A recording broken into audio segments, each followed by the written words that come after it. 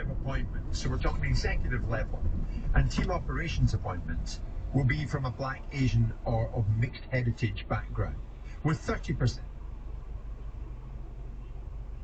coaching and 10% of senior coaching appointments.